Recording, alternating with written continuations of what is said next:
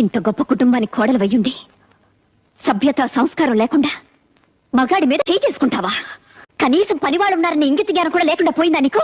తప్పుడు మాట అంటే చెంప పగలగొట్టాను తప్ప. అయినా నువ్వెవరు నాకు అడ్వైస్ చేయడానికి? నాకు అత్తగారివా? కోడలిగా ఈ ఇంట్లో దీపం పెట్టడానికి నువ్వెలా వచ్చావో నేను అలాగే వచ్చాను. దీపం పెట్టడం అంటే నూనె పోసి వత్తి వేసి వెలిగించడం కాదే. పోయే వరకు మనం బ్రతకాల్సిన ఈ ఇంటి పరువు మర్యాద కాపాడమేనే దీపం పెట్టడం అంటే. నువ్వు చెప్తే తెలుసుకోవాల్సిన స్థితిలో నేనేం లేను. నేను నీకంటే ఎక్కువ చదువుకున్న దాన్ని, నాగరికత తెలిసిన దాన్ని.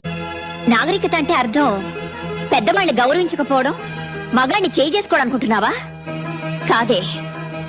పట్టు చీర కట్టినా పాతి చీర కట్టినా ఎదుటి వాళ్ళు చేతులెత్తి నమస్కరించేలా ఉండటమేనే నాగరికత అంటే. చూడు, ఇంకో ఆర్గ్యుమెంట్స్ అనవసరం.